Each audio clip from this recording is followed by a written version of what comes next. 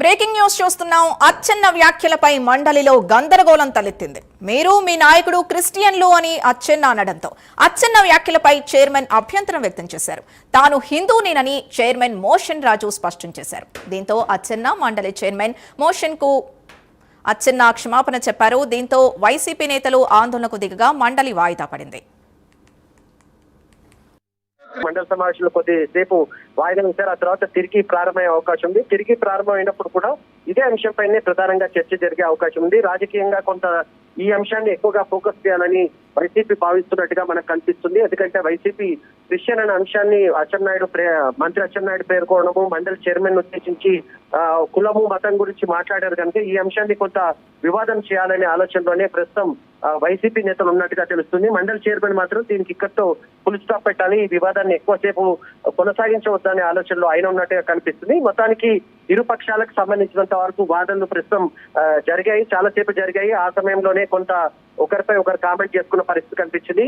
మొదటి నుంచి కూడా మండలిలో లడ్డు అంశానికి సంబంధించి ఎప్పుడు చర్చ జరిగినా ఇలాంటి అంశాలే తెరపైకి వస్తున్నాయి. కొన్ని వివాదాస్పదమైన వ్యాఖ్యలు ఇరు పక్షాల నుంచి వస్తున్న సమయంలో ఈ అంశంపై పూర్తి స్థాయిలో చర్చ జరగట్లేదు. నిజానికి శాసనసభలో చర్చ సందర్భంగా వైసీపీ లేదు, ఎందుకంటే వైసీపీ శాసనసభకు రావడం లేదు. కానీ శాసన మండలిలో చర్చ జరుగుతున్నప్పుడు వైసీపీ సభ్యులు ఉంటున్నారు. కానీ ఈ అంశం పూర్తి స్థాయిలో చర్చ జరగడానికి నిజానికి ఎక్కడ పొరపాటు జరిగింది, ఎక్కడ ఏం జరిగింది అని చెప్పే ప్రయత్నం చేసిన ప్రతిసారి కూడా వైసీపీ నుంచి కొంత ఏదో రకమైన కామెంట్స్ కానీ కాంట్రవర్సీ ఆయన అంశాలు తెరపైకి వస్తున్నట్టుగా కనిపిస్తుంది.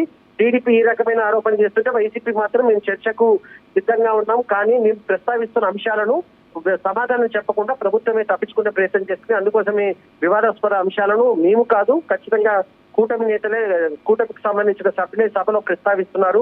ఏకంగా ఇప్పుడు మండలి చైర్మన్ ని కూడా కామెంట్ చేసే పరిస్థితి వచ్చిందని చెప్పేసి వైసీపీ నేతలు అంటున్నారు. ఈ అంశాన్ని కొంత సద్దుమణిగే ప్రయత్నం ప్రస్తుతం చేస్తున్నట్టుగా మనకు అనిపిస్తుంది. శాసన మండలి చైర్మన్ కూడా ఈ అంశానికి సంబంధించి ఇక్కడ ఫుల్ స్టాప్ పెట్టాలి, ఎక్కువగా దీన్ని కొనసాగించవద్దన్న ఆలోచనలో ఆయన ఉన్నట్టుగా తెలుస్తున్నప్పటికీ వైసీపీ మాత్రం ప్రస్తుతానికి దీన్ని కొంత ఖచ్చితంగా ఈ అంశానికి సంబంధించి అచ్చెన్నాయుడు నుంచి వివరణ అడగాలి, ఆయన అందరికీ క్షమాపణ చెప్పాల్సిందే. ఎందుకంటే మండలి చైర్మన్ అనే వ్యక్తిని అది రాజకీయాలకు అతీతంగా చూడాలి. మండలి చైర్మన్ ఉద్దేశించి మాట్లాడుతున్న సమయంలో కులం గురించి కానీ మతం గురించి కానీ మాట్లాడడం సరైనది కాదు కనుక ఆయనకు సంబంధించిన ఏ కామెంట్స్ అయితే అచ్చెన్నాయుడు చేశారో దానికి ఆయన వివరణ ఇవ్వాల్సిందే, క్షమాపణ చెప్పాల్సిందనే అంశాన్ని వైసీపీ సభ్యులు పదే పదే ప్రస్తావిస్తున్నారు.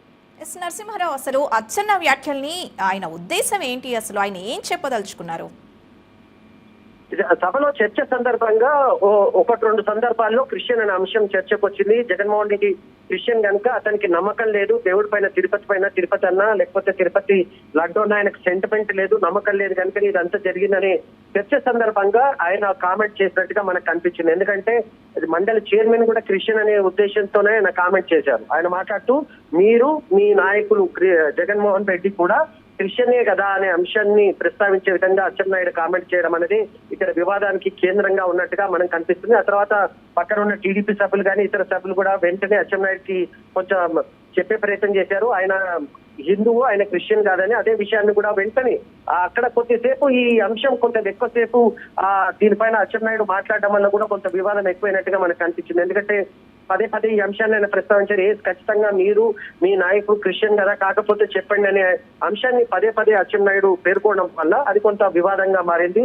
ఆ తర్వాత మండలి చైర్మన్ కూడా జోక్యం చేసుకొని నేను క్రిస్టియన్ అని మీకు ఎవరు చెప్పారు, నేను పూర్తి స్థాయిలో హిందువుని చెప్పే ప్రయత్నం ఆయన చేశారు. ఆ తర్వాత పక్కన ఉన్న సభ్యులు కూడా మంత్రి అచ్చెన్నాయుడు పక్కన ఉన్న టీడీపీ సభ్యులు కానీ ఇతర సభ్యులు కూడా ఆయనకు కూడా చెప్పడంతోనే వెంటనే ఆయన జోక్యం చేసుకొని నేను వేరే ఉద్దేశంతో అనలేదు, ఒకవేళ నేను ఇబ్బంది పెట్టుంటే నా వ్యాఖ్యలను నేను ఉపసంహరించుకుంటాను, రికార్డ్స్ లో నుంచి తొలగించవచ్చు అని కూడా ఆయన సూచించారు. నిజానికి శాసన మండలిలో కానీ శాసనసభలో ఏ అంశం పైన కొంత వివాదాస్పదమైన అంశాలు ఉన్నప్పుడు వాటిని రికార్డ్స్ నుంచి తొలగిస్తారు. ఎందుకంటే శాసనసభలతో జరిగే ప్రతి అంశాన్ని రికార్డ్ చేశారు. రికార్డ్ చేసి దాదాపు ఎప్పుడు ఇంకొక 15-20 సంవత్సరాల తర్వాత కదా ఆ రోజు సభలో ఏ సభ్యుడు ఏ మంత్రి ఏం మాట్లాడారు కూడా తెలుసుకునే అవకాశం ఉంటుంది కనుక రికార్డ్స్ నుంచి తొలగించడం అనేది కీలకంగా ఉంటుంది. వెంటనే మండలి చైర్మన్ వీటిని రికార్డ్స్ నుంచి తొలగిస్తానని ఆయన చెప్పారు. మంత్రి కూడా నేను ఆ ఉద్దేశంతో అంటది కనుక తన వ్యాఖ్యల్ని రికార్డ్స్ నుంచి కూడా తొలగించవచ్చని ఆయన సూచించిన పరిస్థితి కనిపించింది.